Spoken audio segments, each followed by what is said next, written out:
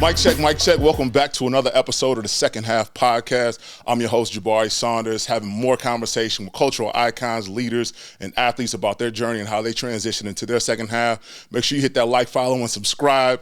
We got another great episode. We're going to start the year off right. Not only is he a friend, he's been an incredible mentor for me and so many. He's an icon who has opened and broken down so many barriers within the sports industry. He has a polarizing and incredible story that we get to dive into.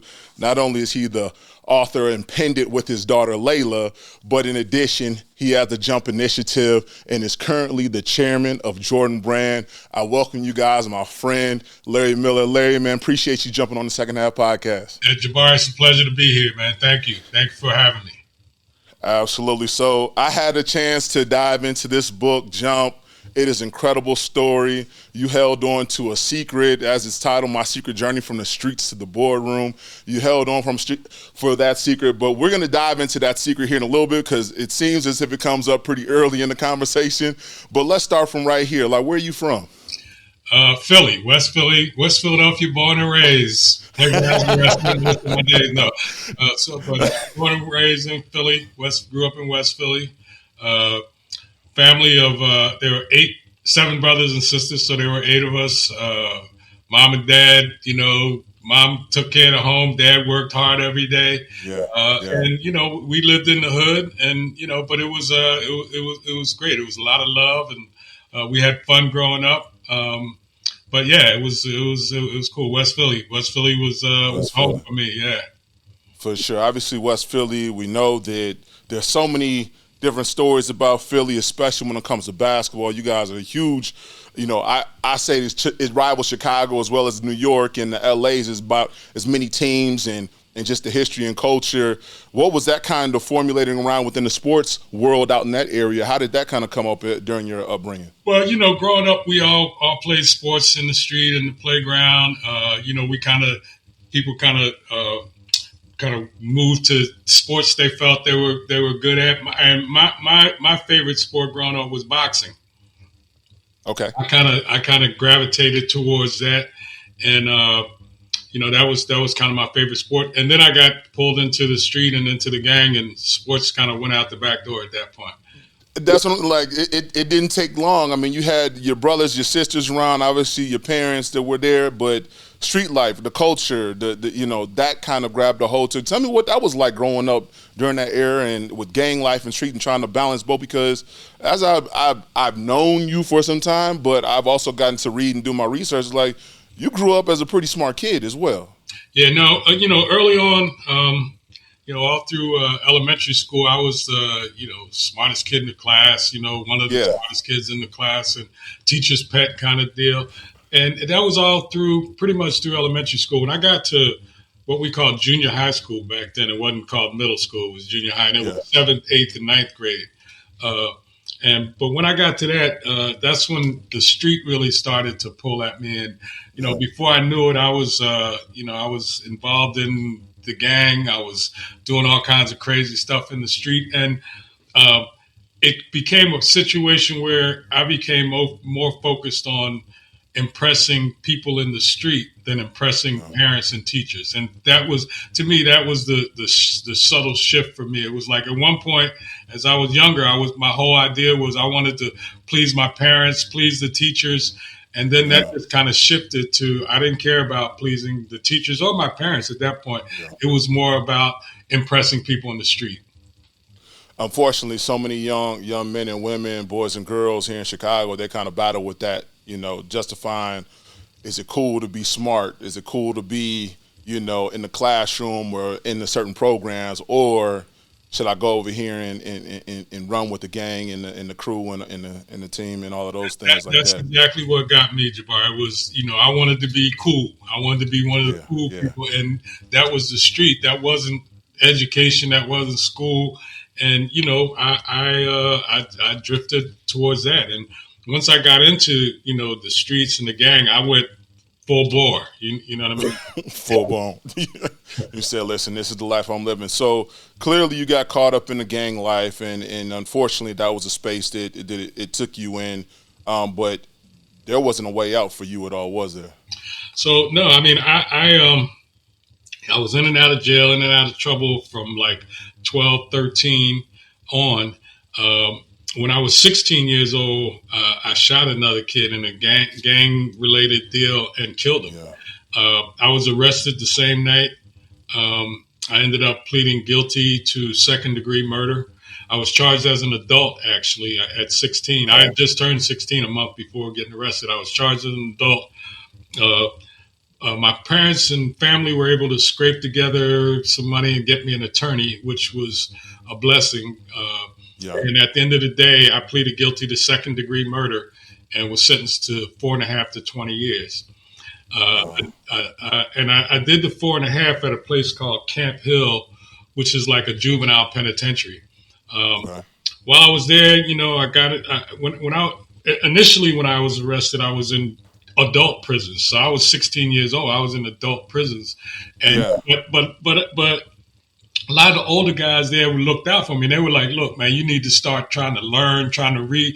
And so I started reading, and I got like hooked on reading while I was there, man. I read everything I could get my hands on, classics, westerns, because the reading material was limited in the library.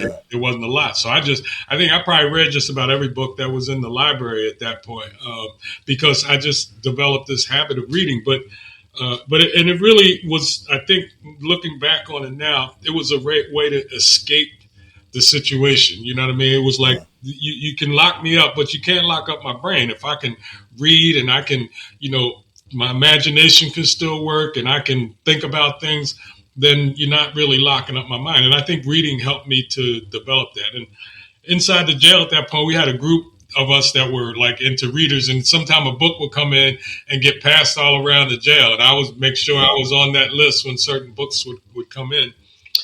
And I clearly remember reading the autobiography of Malcolm X. That book really it changed. It had an impact on me that I was never able to get over. It affected my life in a way that it just opened up a sense of consciousness for me that I couldn't shut off. Even though I was still doing crazy stuff and still out in the street, that book really never left me. It was there all the time. And in the back of my mind, I was like, hey, I need to get out of this and aspire to go that route. Absolutely. But that was one of the books that really changed my life.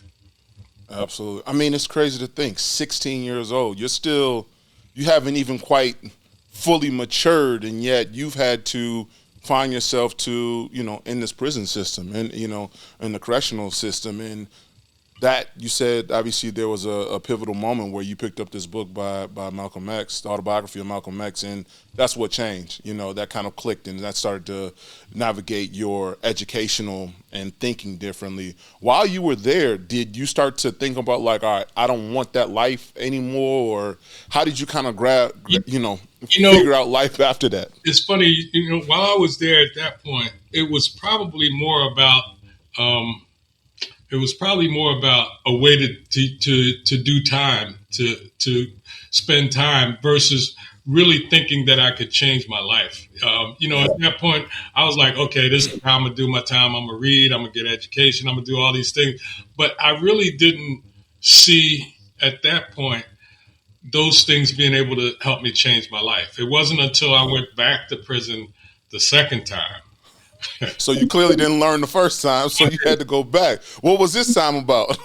So I got out after the 4.5 years, went back to the same community, caught up in the same kinds of things, and ended up back in prison. I had 5 armed robbery charges when I was arrested this time, and ended up through all that. I ended up getting sentenced to 4 to 10 years, and so I went to this time. I went to a adult penitentiary. It's called Graterford in Pennsylvania.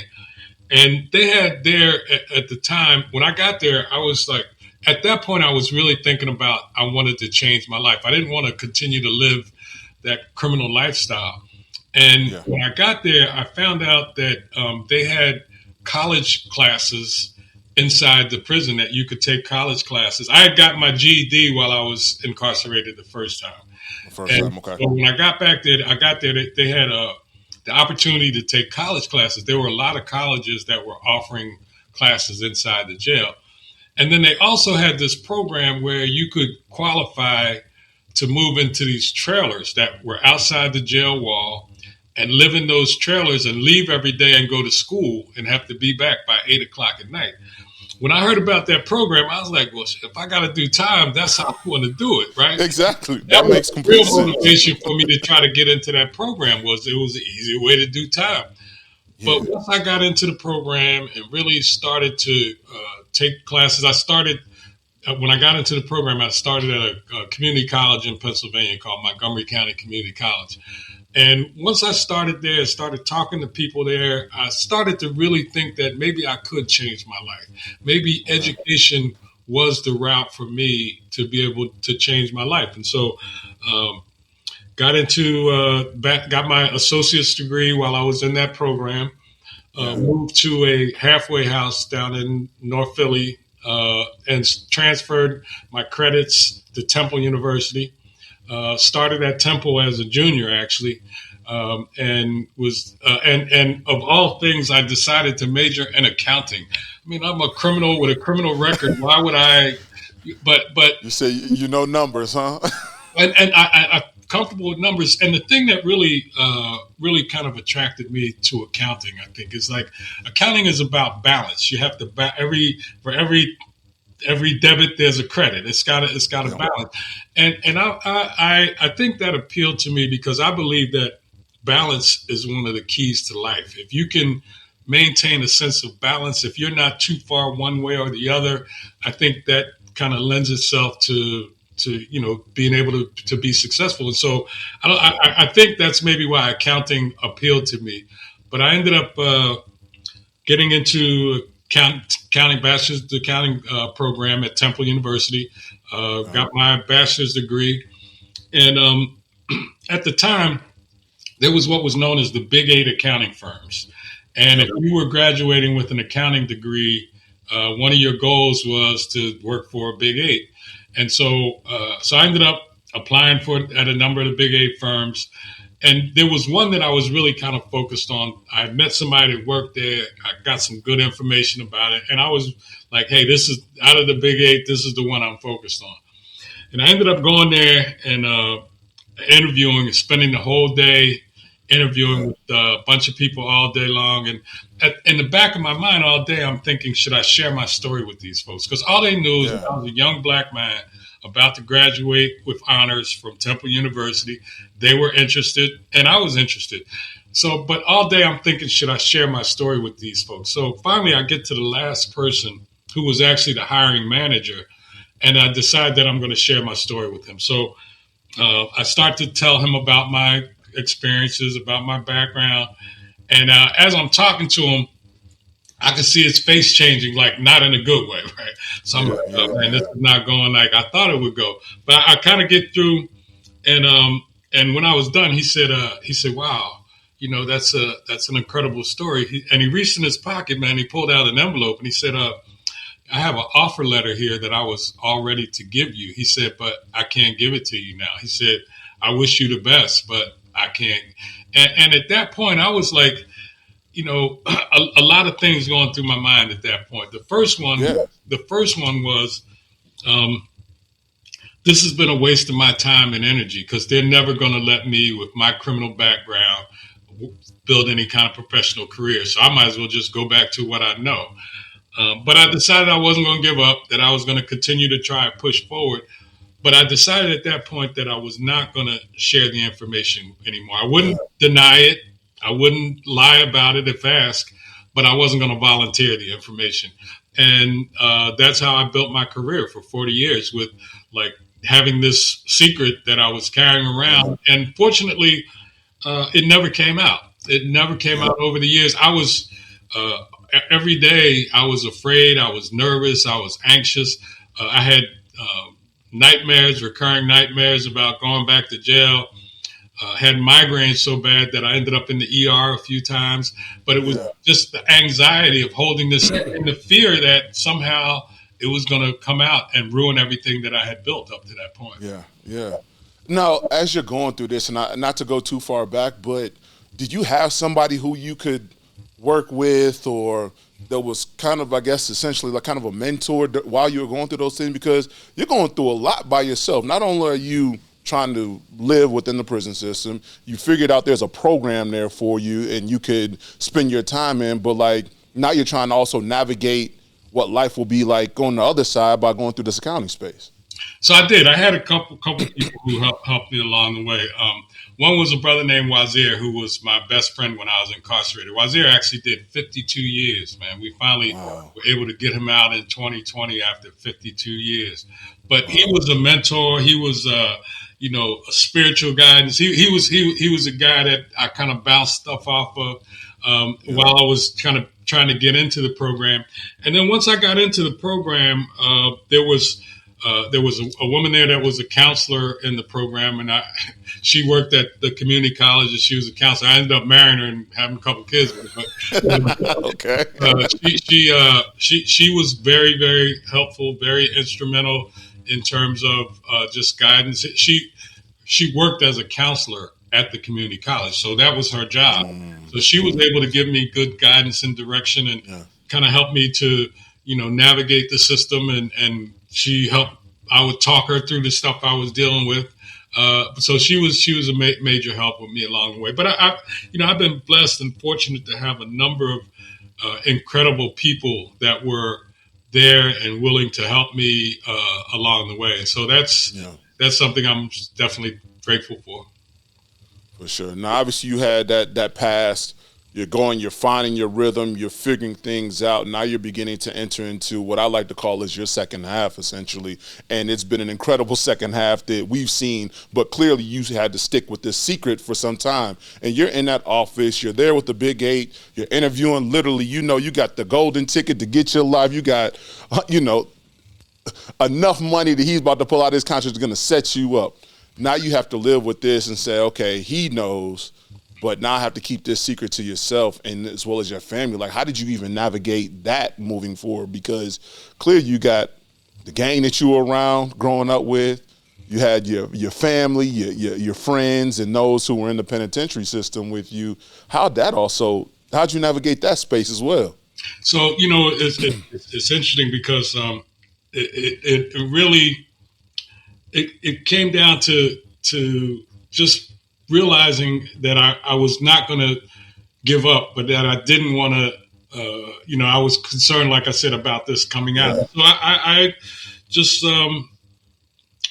stayed focused at the end of the day. I was like, I'm not going to give up. I'm going to continue to push. This is what I decided that I want to do with my life. And this is, I'm going to keep pushing forward. But it was challenging. My first job, once I realized that once that happened at the accounting firm, you said, I'm not dealing with that one no more. My focus, and I was like, you know what? Maybe public accounting is not the right way for me. So at the time, Campbell Soup Company, they were recruiting alongside of the accounting firms, and because they had realized they had a number of people that were about to retire and they needed to replace their financial management team. And so they created a financial management trainee program. And that's what I got hired into at Campbell Soup. And the incredible thing at Campbell Soup, when I filled out the application, it said, have you been convicted of a crime in the last 5 years? And the answer was no. It was truthfully no. So I was able to check that. And that's how I ended up going to work for Campbell Soup. I was there for 5 years. It was a great learning experience for me. I got to work in the corporate accounting department, so I really got to learn about just the stuff that I had learned in school. I got to apply it, and that was that was a great experience for me. I was at Campbell's for 5 years, and I was in about I think I was in 3 or 4 different roles while I was there. And then I ended up leaving Campbell Soup and going to work for what was called Philadelphia Newspapers at the time. It was the company that published the 2 new daily newspapers in Philadelphia. And a woman I had worked with at Campbell Soup, had gone to work there as the controller. And so she called me one day and said, hey, and so back up for a little bit. Campbell's Soup had a program where you could take classes, college classes, and they would reimburse you 100% for, if you passed the class, they'd reimburse you 100%. So I started working on my MBA, and I'm thinking this is free money, so I ended up getting my MBA while I was working at Campbell's Soup, and they pretty much paid for it. And then I'll never forget when this woman called me. She said, first question she asked me, the one who called me to hire me, she said, have you finished your MBA yet? I said, well, I'm in my last semester. She said, that's good enough. I got a job for you. And that job doubled my pay, put me into a bonus plan. It was a major step for me. But the way I look at it, if I hadn't taken the step of getting my MBA or working on getting my MBA, she wouldn't have been able to hire me. And so one of the things that one of the reasons I went back and got my MBA wasn't because I wanted to continue going to school or I loved school. It was, I realized that at some point I would be competing for a job or competing for a promotion and with other people. And if they had their credentials and I didn't, that put me at a disadvantage. So I was like, okay, I got to remove that disadvantage. And that's why I went ahead and got my MBA while I was at Campbell's Soup.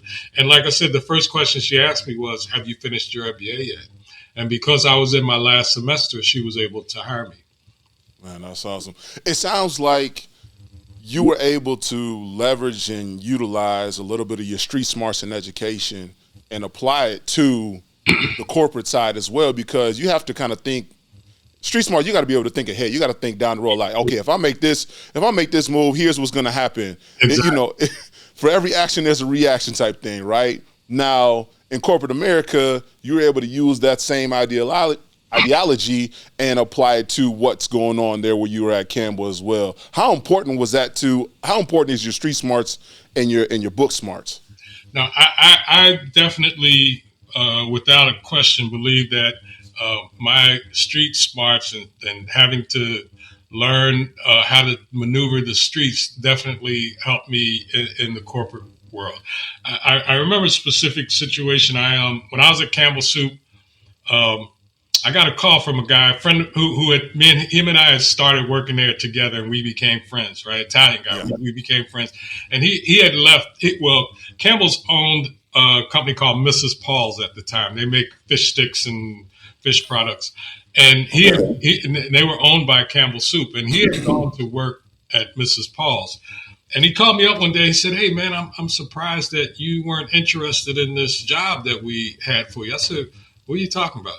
He said, "Oh, they didn't say anything to you?" I said, "No." He said, "We had a job specifically for you that, we reached out and said we had this job for you, and they told us that you weren't interested." I said, "What?" He said, "Yeah." I said, "All right." So now, the street in me said, "Hey, you can't just go for it. You got it. Yeah. So I ended up setting up a meeting with the guys. There were two people who were my bosses at the time, and I said, "Hey, I heard that that Mrs. Paul's was interested in me for a role, and that they were told that I wasn't interested."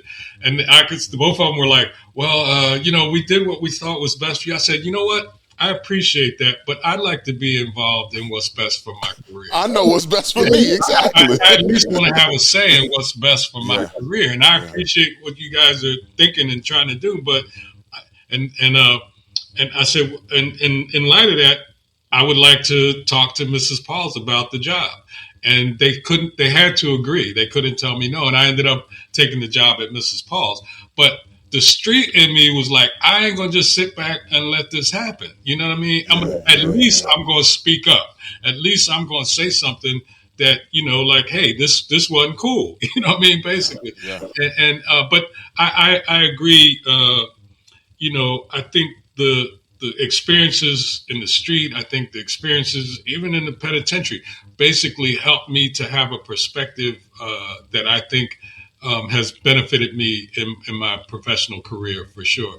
I mean, I've sat in meetings and stuff and times, and we're people are worked up because something didn't work or whatever. And I'm sitting there and I'm thinking to myself, I'm not in front of a judge trying to plead for my life. I'm not anybody got a gun to my head threatening to kill me. We can figure this stuff out. You know what I mean? This is the easy part. Yeah. This stuff, and I think that's been my perspective. In terms of building my professional career. Yeah, absolutely. I truly think that having that street smarts and having that knowledge early on, the earlier you can grab and understand that, it just helps you go so much further in life, especially in the corporate space. So, but no, continuing on with your journey. So obviously you spent some time with Campbell's and then went over to Mrs. Paul. Clearly you started to navigate into a space of sports at some point. Like, when did that jump happen? Because we know you obviously as the chairman of Jordan Brand and you find yourself over with Nike, but there had to be some kind of transition in there. When did that space kind of happen? So I worked for Campbell Soup for 5 years. I ended up leaving there, going to Philadelphia newspapers for a couple of years. And then I left Philadelphia newspapers and went to work for Kraft Foods. I ended up, a guy that I worked with called me one day and he said, hey, he had left Campbell's and went to work for a company called VF. I'm sure you're familiar with VF, right? Vanity Fair. And he said, hey, there's a job you might be interested in. So I ended up, VF was headquartered in Reading, Pennsylvania at the time, which is about an hour from Philly. I ended up going up to VF corporate, interviewing with them. And then they had two positions open. One was at Lee Jeans. They owned Lee, and that was in Kansas City. And the other one was at a company called Janssen that makes swimwear and sportswear. Yeah. They were in Portland, Oregon. So I ended up interviewing both. And they said, hey, you whichever one you want, they both are interested. So I ended up, I think they fooled me here in Portland. They brought me out here in August.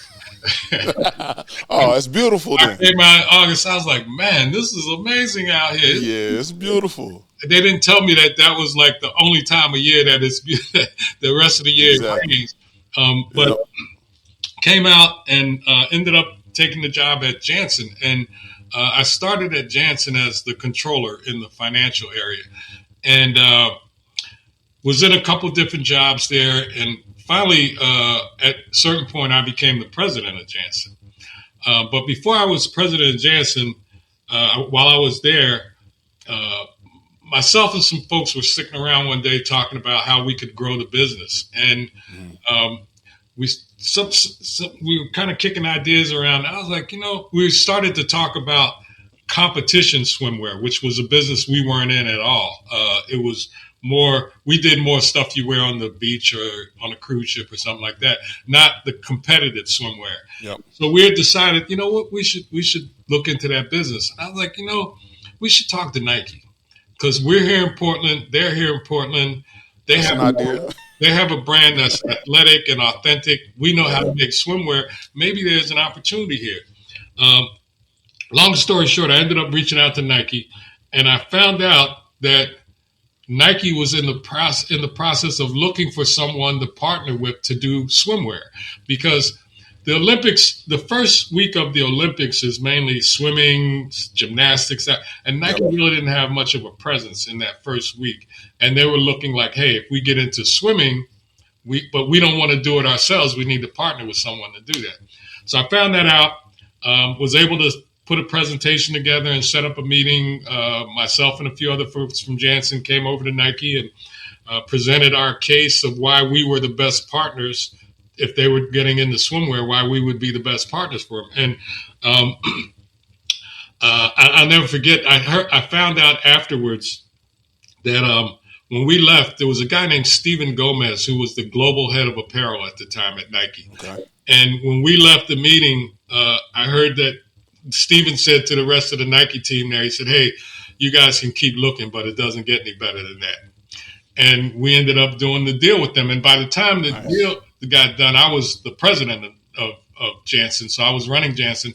And myself and Steven, we decided that because this was one of the first licensing deals Nike ever did, and for for Jansen, it was a big deal to partner with Nike. So we agreed that him and I would get together once a quarter or so and just make sure that things were moving along in the right way, that the teams weren't holding stuff up, that kind of thing. And so we would get together, once a quarter or so, and sometimes we would do that over dinner. And I remember the last time, I remember driving home thinking, I feel like I just got interviewed. You know what I mean? And sure enough, a couple of weeks later, Stephen reached out and said, "Hey, would you ever have any interest in coming to work for Nike?" And I was like, "Absolutely." Yeah. So I ended up starting at Nike as the head of apparel in the U.S. We were structured a little bit differently then, and there was Nike was in the process of building a U.S. organization, a team to manage the U.S. business. Up to that point, the global team was also managing the U.S. business. So it was like, no, we need a team to manage that business. So I was hired as the vice president, general manager of apparel in the U.S. And I didn't know it at the time when I was hired here, but I was the first black vice president in the history of the company when I started here. Wow. I didn't realize that. And that was what, back in like 99, 97, 99? 1997. Yeah. 1997. Wow. And again, that, I didn't, like I said, I didn't realize that until I got here, but it did add a little extra pressure for me because now I'm thinking, I got to be successful because this can open the door for other people. And fortunately, we've got quite a few more black vice presidents now, but I was the first one that was hired here in 1997. So I remember myself when I first walked into the doors working at Jordan Brand, and I remember looking in and seeing both you and H. White there sitting at the desk. I was like, man, this is incredible. Because someone who's coming up, grinding, getting into sports industry and marketing, all those different things, I didn't have anyone who I actually saw in those positions, you know what I mean? Mm-hmm. So that was very much the first time early on in my career that I saw that. And then after a while, we started seeing a few more start to sit in, obviously Sarah Mensa and others, and Jabari Hearns during the time. And there were just some great individuals that started to grow the business and see that within Nike. But so that's how you ended up coming over. You brokered the deal, the licensing deal with Jansen and Nike during the most pivotal time, clearly, because that's during the Olympics, all eyes on every sport across the board. And I'm seeing a trend here or a theme. It's like you figured out ways to just kind of stay in tune with people and kind of build relationships that help navigate that journey. Tell me a little bit about the importance of that as well. No, I've always believed that. I'm never one. The word networking has never resonated with me. Mm-hmm. I much rather look at it as building relationships. And agreed. Relationships are give and take. It's like, I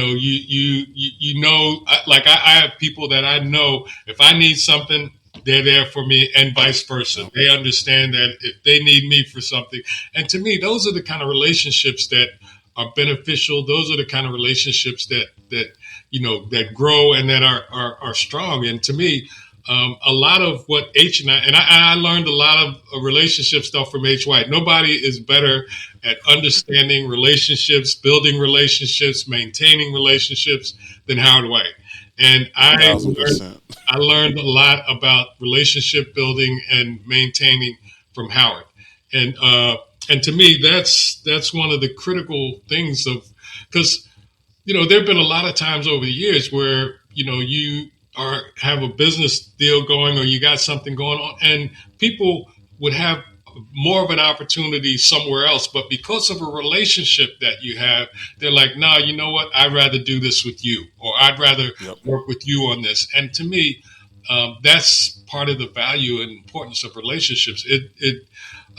People will work with and do things with people that they like and connect with, much more so than, you do business with who you have to, but if you got a choice, it's going to be somebody that you have a connection and relationship to. And I think, building those relationships over the years has really helped us to build Nike, the Jordan brand. A lot of what we've been able to do has been based on relationships that we've developed over the years. And like I said, H. White is the master at that.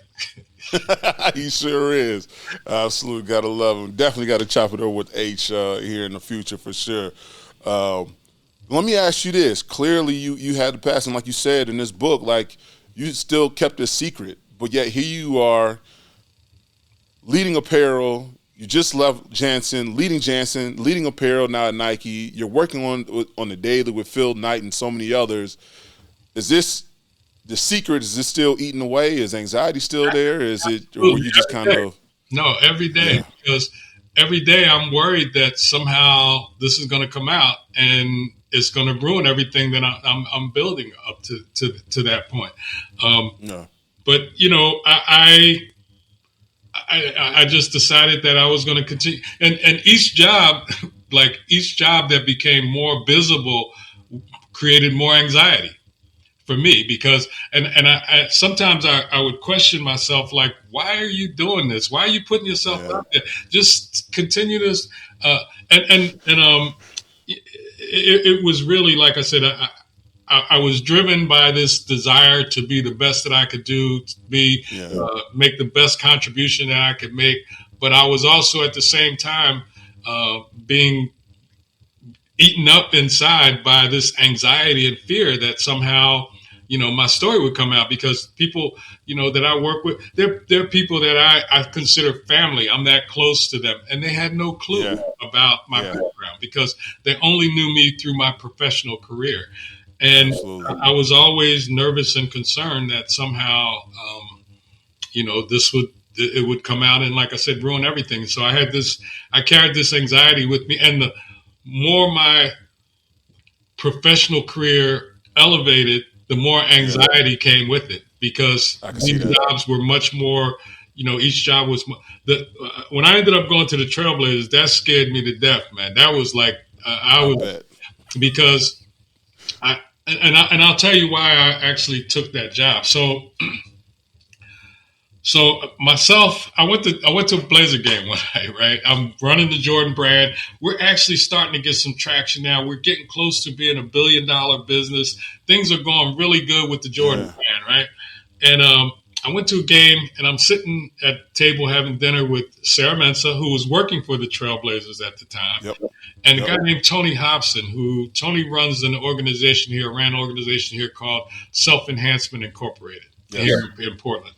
And I'm having dinner with them, and the Blazers had just decided that they were not going to renew the contract of the guy that was running the team, a guy named Steve Patterson. They decided they weren't going to renew his contract. So I'm sitting there having dinner with Sarah and Tony, and Tony's like, "Man, you should throw your name in the hat." And I said, "Man, I don't know anything about running an NBA team. I'm not." No. So we talk, and Sarah kind of chimes in. She's like, "Yeah."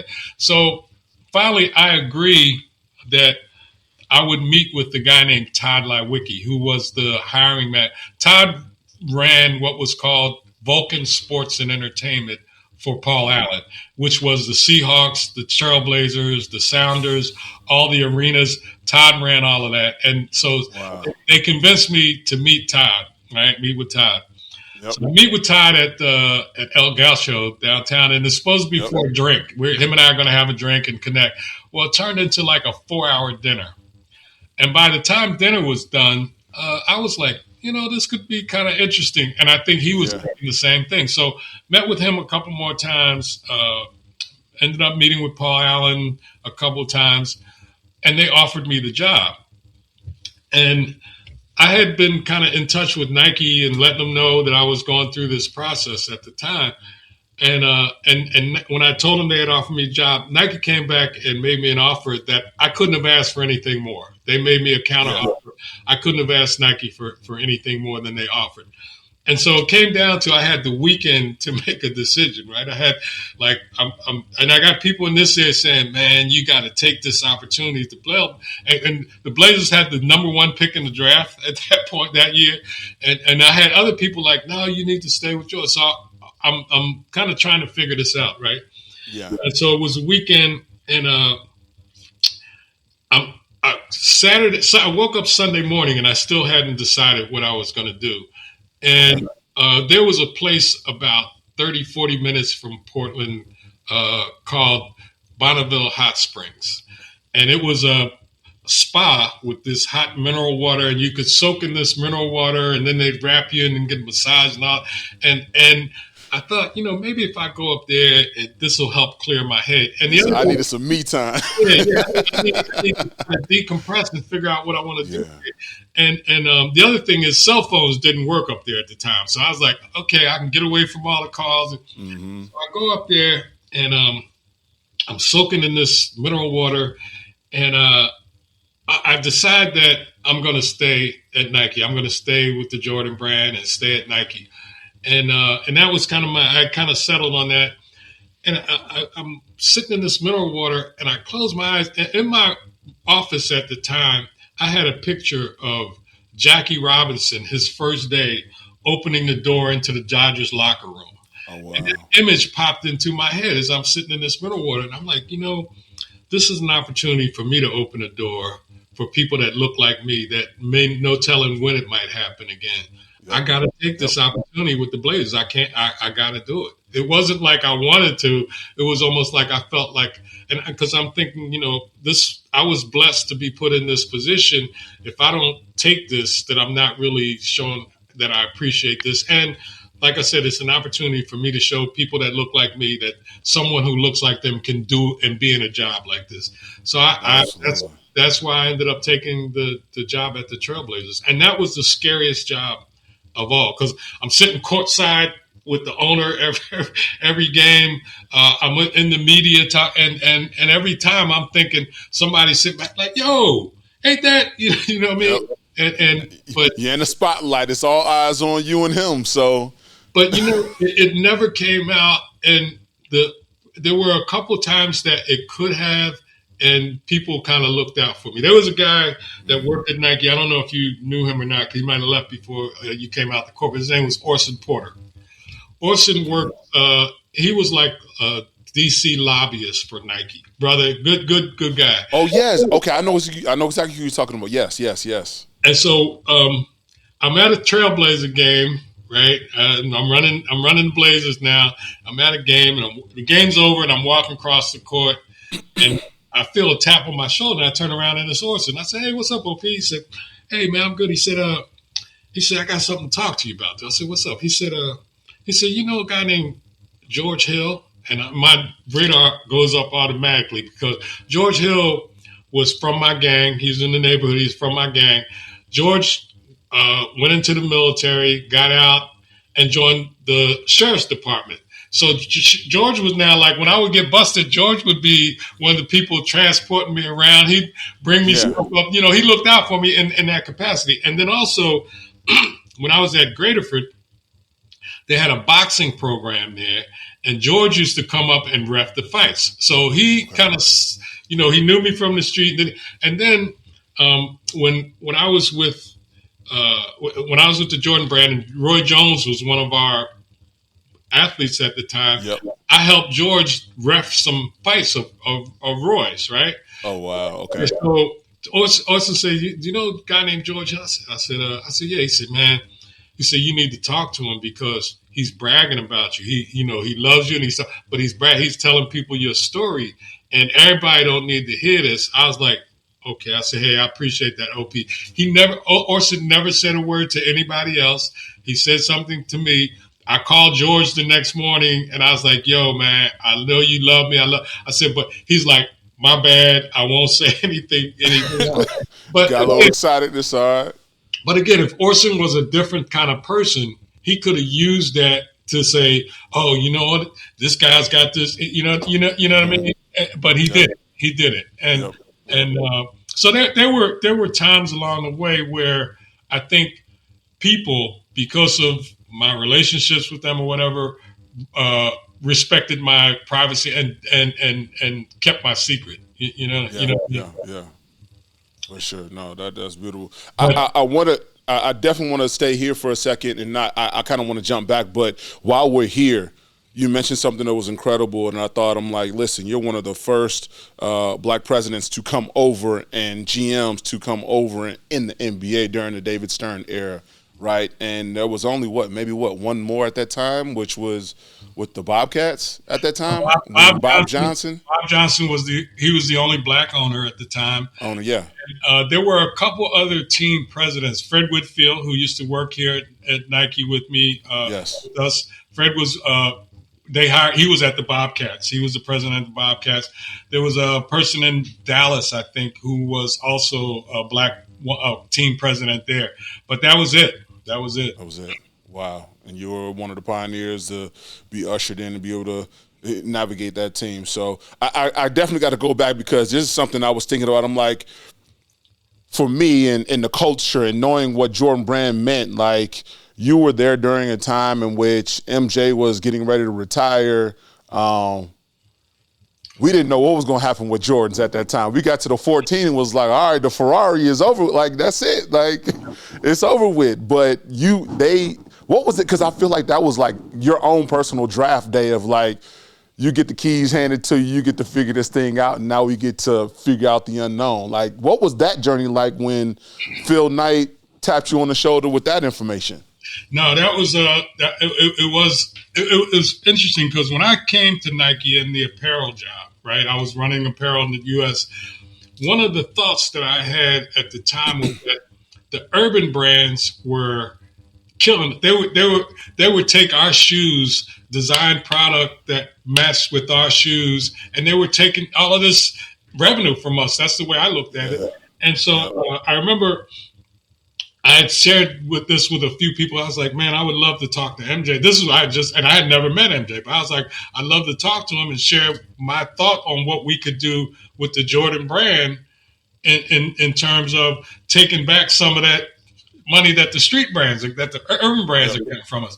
So, and the first time I met MJ, he was still playing for the Bulls, and they were playing in Seattle. So the plan was, hey, he had been told, hey, this guy Larry Miller, who just came here, runs apparel, wants to meet with you. So I drive up to Seattle, go to the hotel, walk into the suite, and it's like 20, 30 people in there showing their product. You know how, those deals where they're showing product and stuff like that. And you know what was crazy? I walk in the room, and as soon as I walked in, he stood up. He said, LM, what's up? And I was like, hey, MJ, what's up? You know what I mean? He was waiting for you. He was waiting for me. And I was like, hey, MJ, what's up?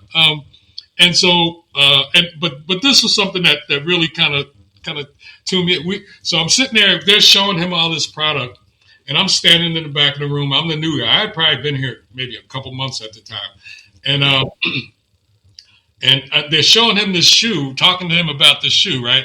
And he's got the shoe in his hand. He's looking at it, and they're talking, and he's looking at it. And I'm thinking to myself, I'm like, man, I don't know anything. I'm the new guy, but to me, I think that shoe would look so much better if the tongue was black. But hey, what do I know? And I'm just looking at the shoe, and finally he looks up to him. He said, can we make the tongue black on this? I'm like, yes. Right here, you know what I mean? And we ended up sitting down and talking afterwards, and I kind of shared my kind of vision for what we could do with apparel.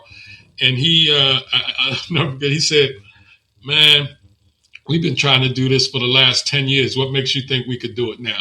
And I kind of went into my spiel on why I thought it was relevant and what I thought we could do.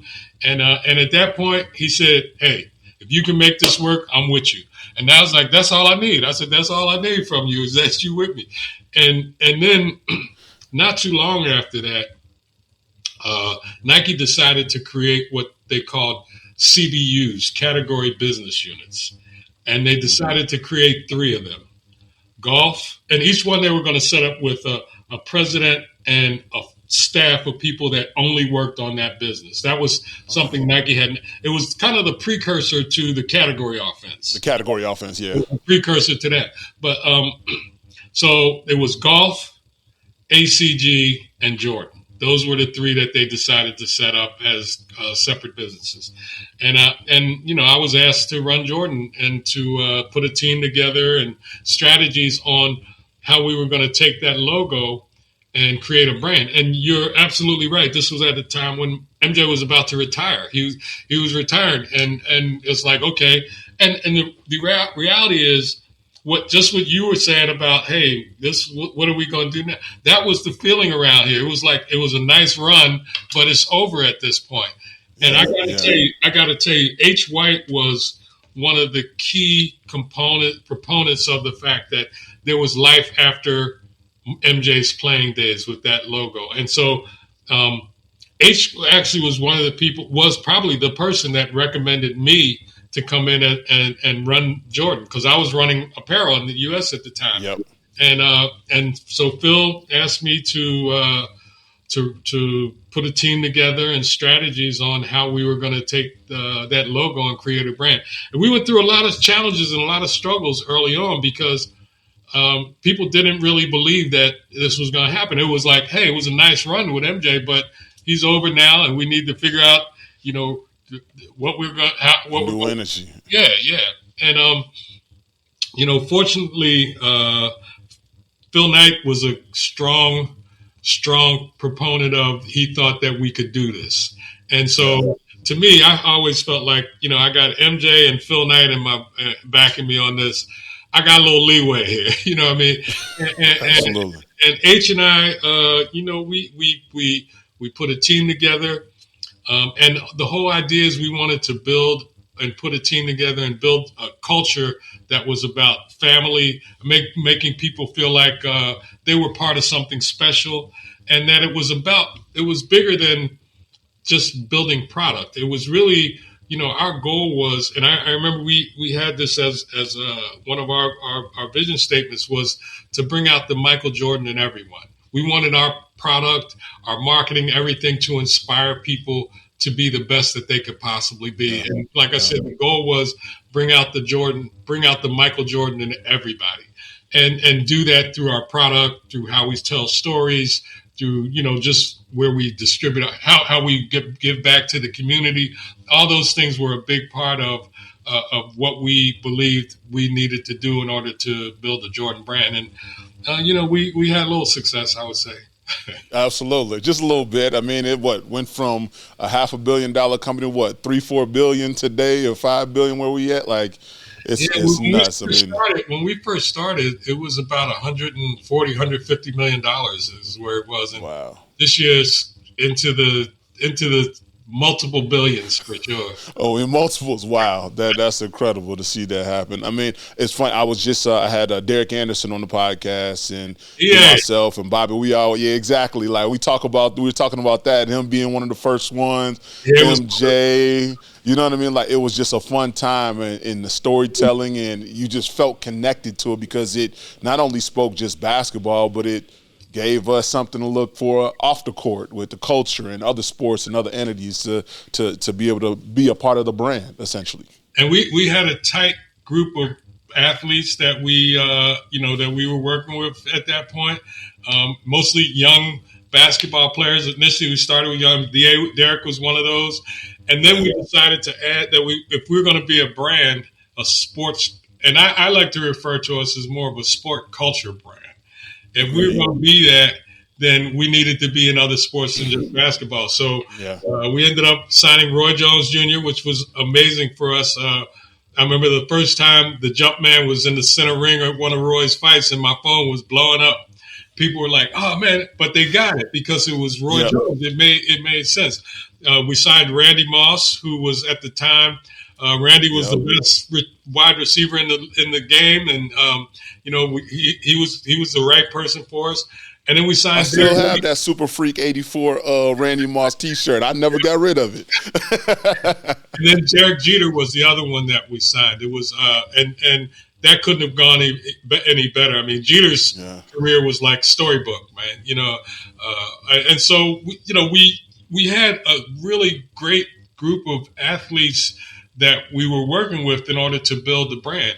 And we also realized that, we wanted to be a part of the culture. And so we connected in the hip hop world, we connected with different entertainers. And so we just became a part of the culture. And MJ was already a part of the culture. Of course, exactly. We just took his legacy and what he had done and kind of built on that to create the brand. Exactly.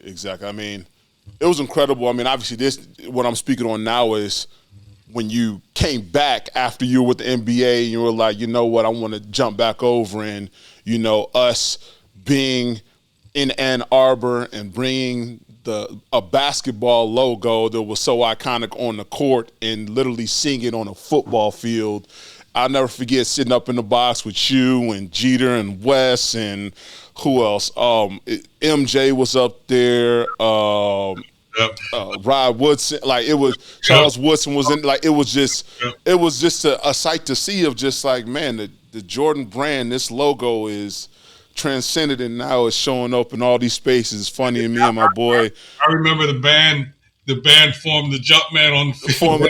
Exactly. It's funny, me and Anthony Abernathy, we were the two who were working on that project in retail and marketing at the time, and we every time Michigan is in a playoff or something like that, it was like we send a little nod of like, yeah, we were a part of that history. You know what I mean? So it was a special moment. So how that whole deal happened was pretty crazy. So I was in Philly, walking down the street in Philly, and MJ calls me, right? He said, hey, just got off the phone with Charles Woodson, and he's been talking to the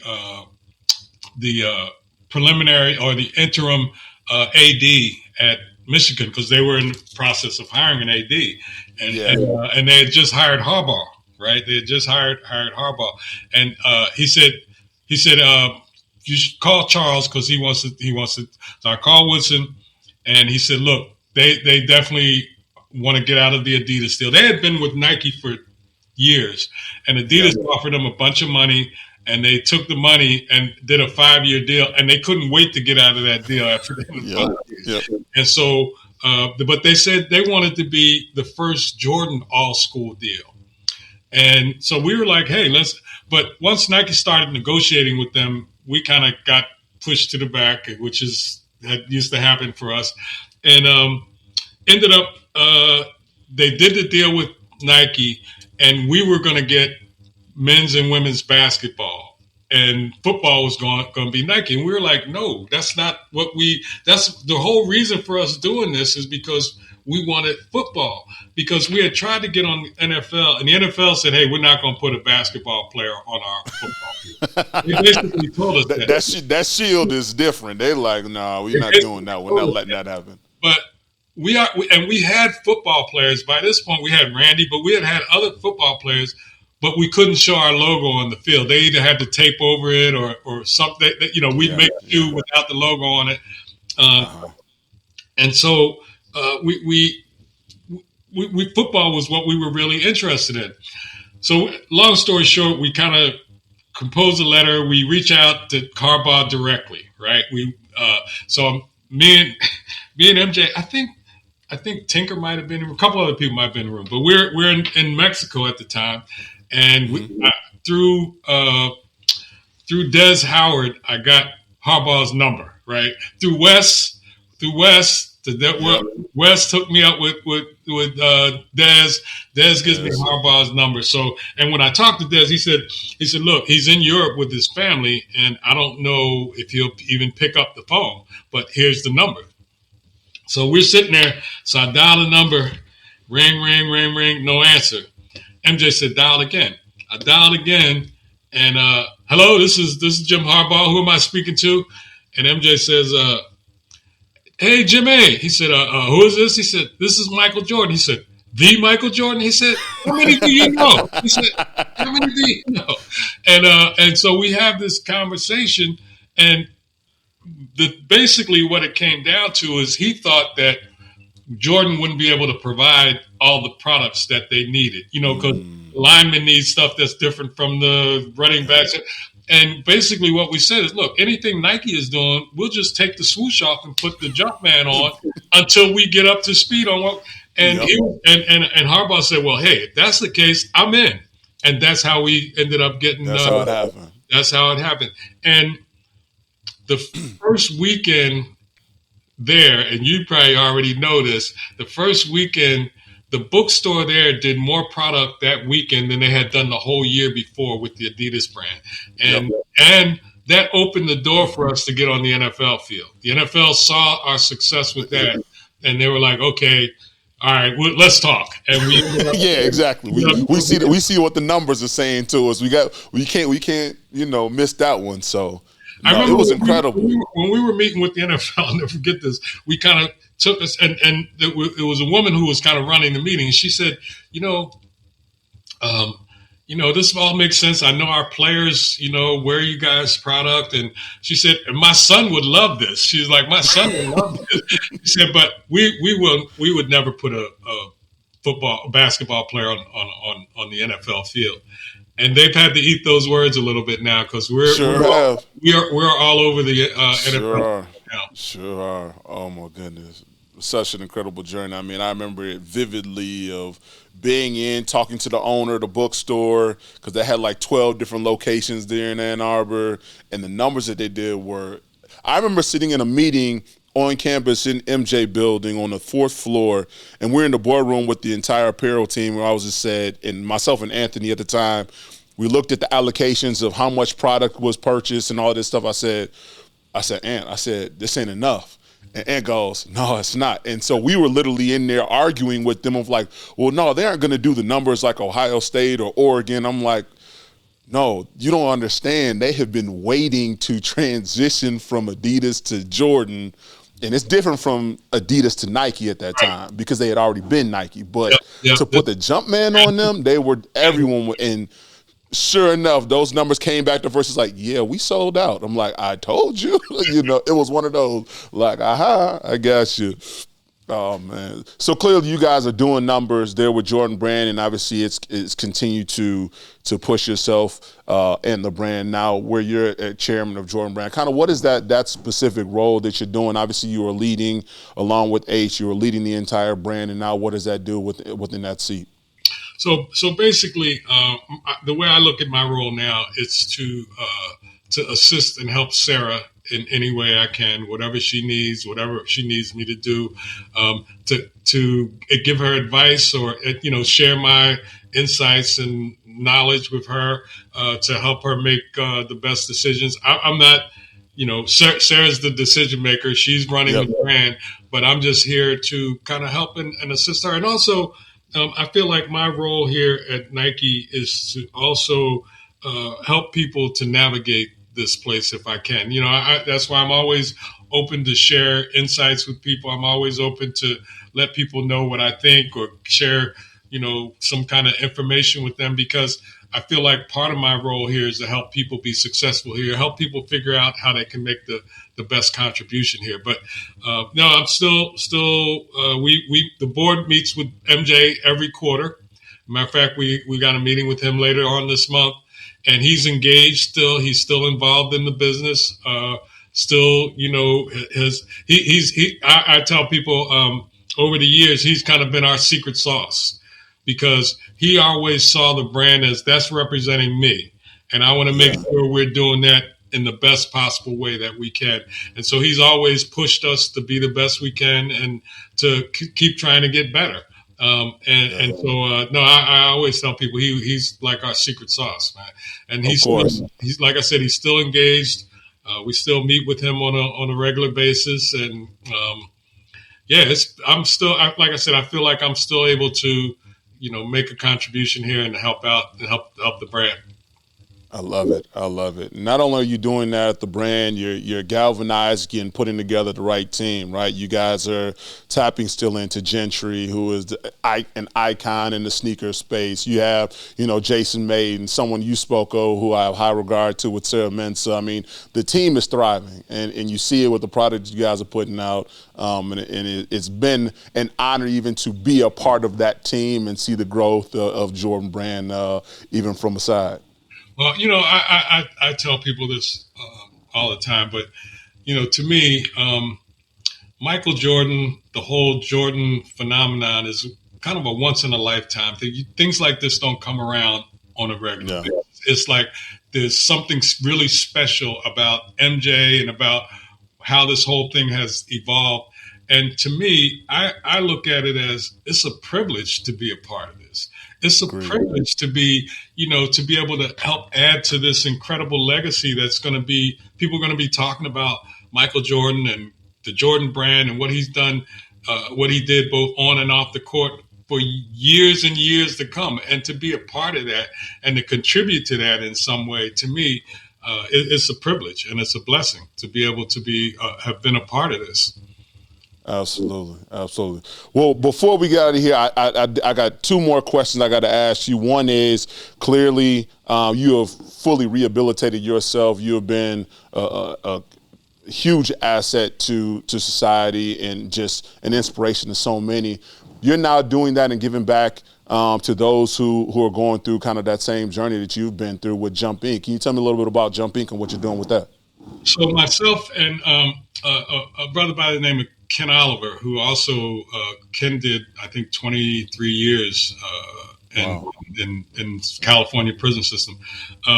But Ken and I both realized that the thing that really allows people to not go back to jail, to come out of that revolving door that is the criminal justice system, is being able to make a livable wage, being able to make an income that you can, raise a family, you can buy a house.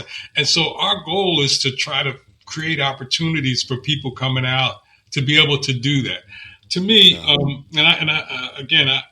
I know this for a fact.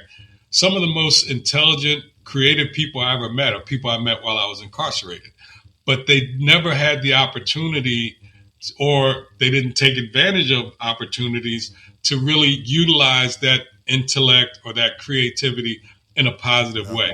And what we want to do now is try to provide opportunities for people that are coming out. And to me, the best case scenario is to actually start training and educating people while they're still inside. That's what I was able to do. And I know that's what led to my success. The fact that I was able to start kind of getting my education and being able to see a path that could lead me to where I wanted to go while I was still inside. And so to me, one of the goals is to try to create those opportunities for people. I one of the things I try to tell people a lot is that I'm not an exception. I know, I've done some pretty cool stuff. I've been blessed over my life to be able to have done, had a pretty amazing career and that kind of thing. But I'm not an exception, though. There are a ton of other people that, if given the right opportunities and put in the right situations, would be able to do what I've done and maybe even more. You know what I mean? And so our Jump is about creating opportunities for people, and it's really focused around sports, entertainment, and business. How do we get folks that are, in sports, entertainment, and business to help us to provide these opportunities for people that, and again, to me, it's an incredible workforce that's sitting there waiting for somebody to tap into it and to develop it, really. And that's kind of really what we're about with the Jump organization, is really creating, and we're partnering with, we've got a partnership with the NBA. We've got a partnership with the NFL now. We're basically trying to partner with different entities that we can come together and create these opportunities for people. And, I want to, be clear. I'm never one that would say that if someone commits a crime, they shouldn't pay for that crime. Absolutely. Yeah. You commit a crime, you do something wrong, you should pay for that. But it shouldn't mean that your life is over. It shouldn't mean that you are now judged for the rest of your life for the thing that you might have done at some point. And to me, this is all about trying to provide opportunities. And again, I also believe that if we can reduce the recidivism rate, which means we can, through these programs, if we can reduce the rate of people going back to jail, that typically. So one of the things that I'm really kind of proud about is that Harvard Business School took my book when it came out and did a case study based on it. And they built a lot of context around that case study. But one of the charts that they had in there showed that at the time, the recidivism rate was 77%, meaning within 2 years or so, 77% of people get out and are back in the system again. Yeah. But it also showed that if people were able to learn a marketable skill set, some type of marketable skill, that 77% dropped to 30%. And people were able to get a bachelor's degree, it dropped to 6%. And with the master's, it was at zero. So to me, that's a clear indication that if people are given the opportunity to get an education, to develop some type of marketable skills, they don't go back to jail because they're able to make a livable wage. They're able to come out and make a livable wage, take care of their families, give back to the communities. And to me, if we can reduce the recidivism rate, that's going to reduce overall crime because the majority of crime is being committed by people who are already in the system. And so that's really, our goal is really to create these economic opportunities for people so that they don't end up going back to jail. Yeah, no, that's incredible. I think the work that you're doing, I was able to, again, read it in this book. So if you haven't, be sure to go grab a copy of it. It is an incredible story from beginning to end. But it allows for you to understand, and especially with what the second half is doing, is really, how do we amplify opportunities that take place when, you're into your second half. And in this case, when you are really, getting back out into the world, how are you incentivizing to get into going and fulfilling that? And I think that what you're doing with Jump is incredible. And I'm sure that so many people are going to be inspired by that. And even those who may get the opportunity to listen behind the walls, we say, actually, I might have this opportunity. Hopefully they have the opportunities and the resources to have the same things that you've been able to do as well. A week before last, I was in San Quentin prison in California, and San Quentin has really turned around. I mean, they've got all kinds of incredible programs there, and actually, the San Francisco 49ers every year go into San Quentin and meet with a group of inmates there and just kind of chop it up and give inspiration. And they asked me to go on with them this year, and it was amazing. That's awesome. And again, I've been in prisons all over the country talking to people because to me, I'm looking at two potential audiences here. One is the people that are I guess three. One of the people that are currently incarcerated, and to give them hope that there's an opportunity or that there could be opportunities for them to be able to improve their lives.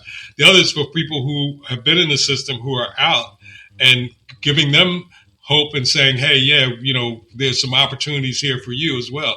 But the third group is really just the general public to say, to change the narrative that, because somebody's been in the system, their life is over. You shouldn't trust them. You shouldn't. I mean, I feel like, I'm a prime example of what somebody can do if given the opportunity coming out of the system. Agreed. My goodness. Well, you have an incredible story, Larry Miller. One, I'm honored that you are even on here sitting, having this conversation. It has truly been a pleasure even working under your leadership as well while I was there for those years. And, again, I thank you for sharing your story as well. My last question to you before we get out of here, what is that one piece of advice that you would share to those to just say, listen, there's opportunity in your second half? What is that kind of long-lasting or quote or feeling that you may even have with yourself that you would leave with those individuals? So I think, to your point, second half is, to me, it's about finding your purpose. What is the purpose that you want to focus on? How do you want to get back? How do you want to improve society, improve the world? That should be the focus of the second half. But the reality is all the things that people have done in their first half sets them up for the second half. I feel like, my journey I feel like I'm in the second half now, which is my whole focus on Jump and on bringing opportunities to people. But everything I've done up to that point is really going to help me to do what I'm looking to do in the second half. And I think it's, making sure that you look at the things that you have done, the relationships that you have built, the people that you have connected with, and how do you make sure that those things help you to take care of what it is that you're looking to do in the second half. And like I said, for me, I feel like my second half is really about trying to help people who've been in a situation similar to mine to be able to come home and not just survive, but to really thrive. Absolutely. I love it. I love it. Those words are going to be long-lasting impression. Those you guys who tuned in, be sure to hit that like, follow, and subscribe. Thank you for tuning in such an incredible, polarizing conversation we just had. Be sure to go over to thesecondhalfpod.com. There are resources for the second half workbook. And we out. Peace. All right, peace. Good to see you, Bart.